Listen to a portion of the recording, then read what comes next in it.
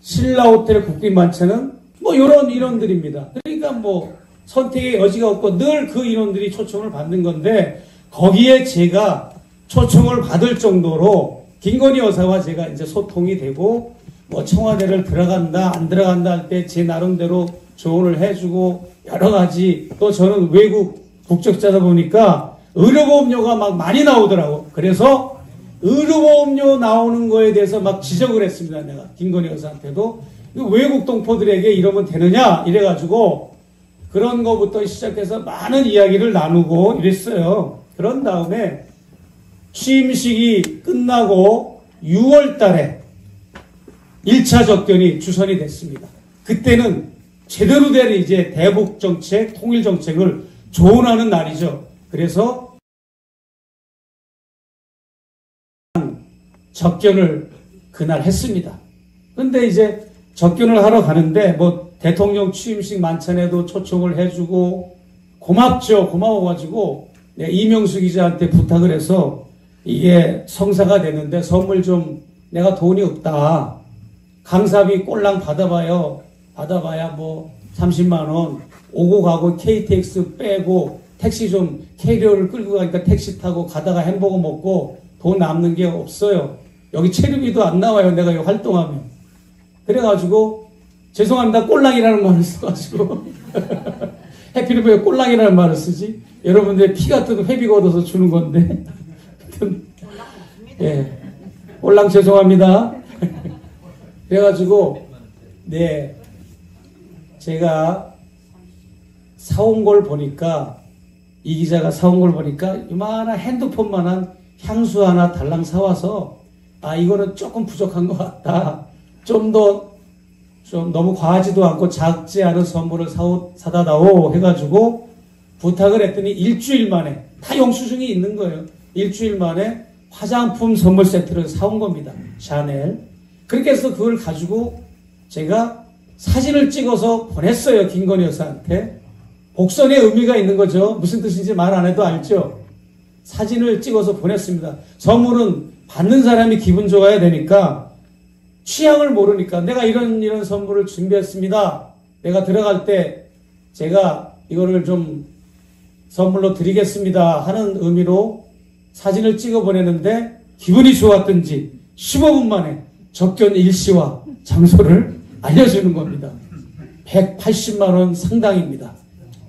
그래서 그걸 가지고 들어갔는데 2시간 40분 동안을 접견했으니까 얼마나 많은 얘기를 나눴습니까? 정치, 경제, 사회, 문화, 종교, 가정 이야기, 그 다음에 대북 통일정책 이야기, 다양한 이야기를 나누는데 5가지를 충격을 받았어요. 그 만남의 자리에서 못 볼 걸 본 겁니다.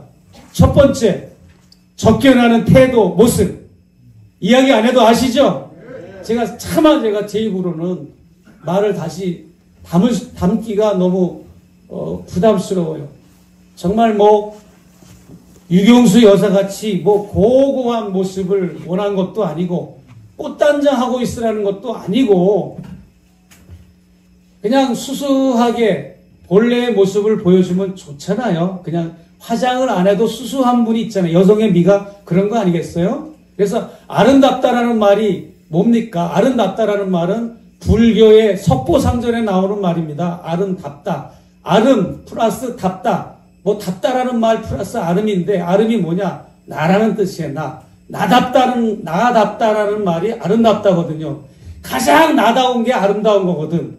근데 그냥 말은 뭐 그냥 7번의 그 성형수술을 해가지고 이미 너무나 그 원래의 모습은 없고 많이 그렇게 바꿔진 얼굴인데 그렇다 쳐도 수수한 거를 기대했는데 그냥 그러지를 못해서 큰 충격을 받았고요. 여러분이 영상을 봤기 때문에 그건 패스하고 두 번째는 제가 보는 앞에서 금융위원을 임명하는 겁니다. 전화로 바로 이 옆에서 나하고 마주보고 앉아서 얘기하고 비서들은 그 커버나 컨텐츠 장소가 아주 좁아요. 엄청 좁아. 그래서 이제 슬랍바를 신고 들어가는 구조에 그냥 맨발로 들어가면 실내화를 주고 그거를 신는 건데 기다란 회의 테이블 하나 있고 그 뒤쪽에 여기서 둘이 책상을 놓고 근무하고 있고 조그만 주방 하나 있고 간이 침대 하나 있고 끝이에요. 거기 좁아요. 이제 마주보고 있는데 거기서 이제 금융위원을 임명하는 전화를 하면서 뭔가 메모를 하고 금융위원으로 임명해 이런 통화를 하는 거 보고 저는 충격을 받았죠. 왜? 고위공직자 장차관의 임명은 대통령만의 고유 권한입니다. 그런데 대통령은 온데간데 없고 김건희 여사가 그 일을 대신하고 있는 거죠. 심각하게 여겼습니다. 아마 제가 자만하는 게 아니고 저 말고 다른 사람들 같았으면 김건희 여사가 무슨 전화를 하는지 귀에 들어오지도 않았을 것이고 들었어도 그게 무슨 뜻인지를 몰랐을 거예요.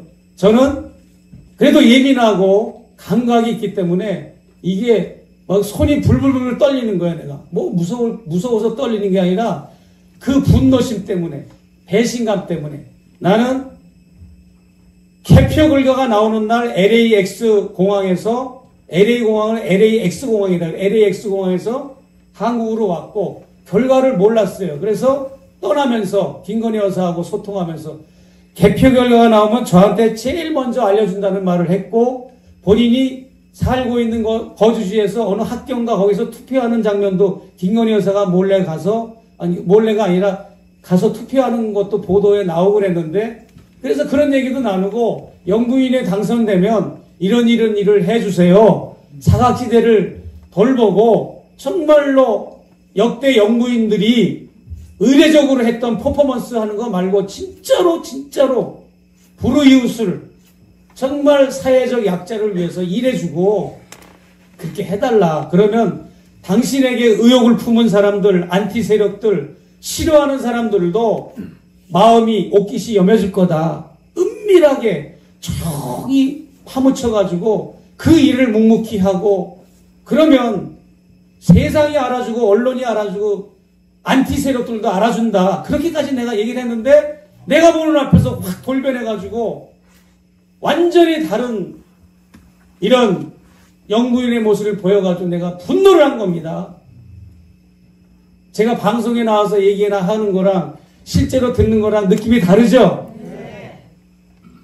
그래서 제가 막 그냥 그때부터 앞에 뭐 파리 크레시앙 빵가게가 그 아크로비스타에 있는데 거기서 빵을 갖다 이렇게 셋업을 항상 해줘요. 그거를 갖다 놓고 과일을 갖다 놓고 차를 놓고 뭐 푸짐하게 대접은 해줘요. 근데 그게 막 목구멍에 넘어가지 않는 거에 막 벌벌벌 떨리면서 이거 큰일 났다. 예상은 하고 있었는데 이 정도일 줄 몰랐던 거죠. 그리고 또 한 번 내가 충격을 받은 거는 샤넬 화장품을 갖다 줬는데 그 받는 태도와 모습이었어요. 저는 통일운동가고 말한 대로 진짜 가난한 사람이에요. 많은 비판하는 이 댓글 이 악플 다는 분들이 네가 가난하다고 떠들고 다니면서 왜 비싼 걸 사주냐 막 이렇게 악플들을 달더라고요. 근데 그건 그거고 이건 이거지 뭐. 그래서 정비서라고 있는데 야 이리 와봐 이거 화장품 끌러봐봐 이거 빨리 끌러봐봐.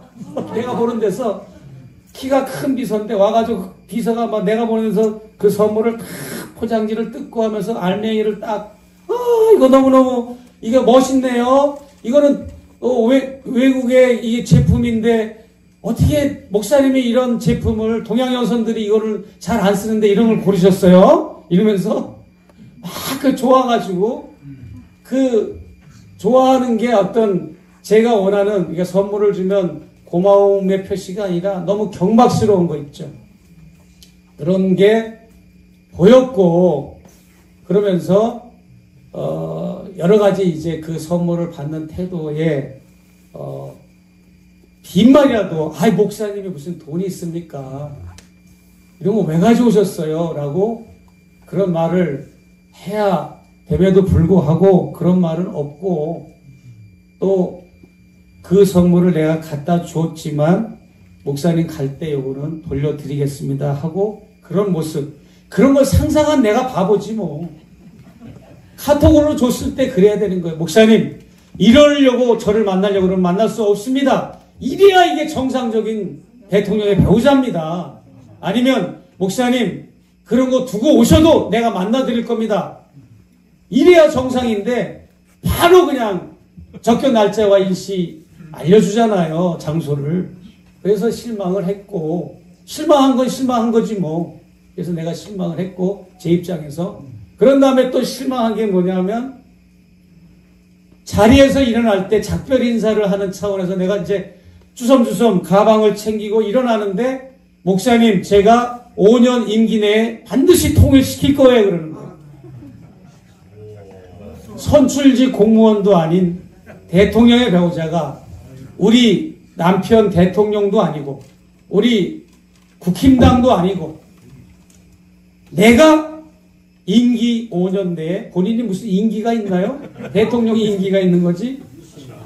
물론 대통령의 임기가 영부인의 임기이기도 하지만 그런 말을 쏟아내서 내가 다리가 풀리고 주저앉을 뻔한 거죠. 그래서 내가 또 실망을 하고 도저히 이게 청와대의 시스템, 대통령실의 시스템이 완전히 붕괴됐다. 다 풀렸어요, 나한테는. 모든 게 풀렸어. 왜냐하면 그 대선 기간에도 얼마나 많은 말들이 많았습니까? 특히 캠프의 비서실장을 지낸 이 암흑의 대변인이, 비서실장이 아니라 대변인이 뭐라고 한 달 만에 때려치고 매스컴 언론에 폭로하는가 하면 저 윤석열 후보가 자꾸만 나는 하늘에서 내린 사람이다 이런 말을 자꾸 한다는 거예요. 그래서 스트레스를 받아가지고 도저히 못 알고 보니까 그게 천공이 주지를 하고 쇠뇌를 시킨 겁니다. 너는 하늘에서 내린 사람이야. 너는 내 제자야. 내가 하늘에 너를 올렸고 그래서 너는 곧 당선이 될 거니까 너는 내 제자야. 너는 하늘에서 내린 사람이야. 주지한 것을 회의할 때마다 그런 소리를 내까리니까 이 대변인이 그렇게 뛰쳐나온 겁니다. 한 달 만에. 그러면서 또 어떤 얘기가 나오네. 윤핵관의 사람들이 또 불평불만이 쏟아져 나오는데 차 안에서도 윤석열, 김건희 커플이 동시에 같은 차 안에서도 다른 사람하고는 얘기도 안 하고 천공의 정법시대 유튜브만 본다는 거야. 여러분 다 강진구 기자가 다 증언한 내용들입니다. 그리고 구글 검색에 해보시면 그때 기사가 나와요. 캠프 대변인 나는 하늘에 내린 사람이야만 키워드 쳐보세요. 다 나옵니다.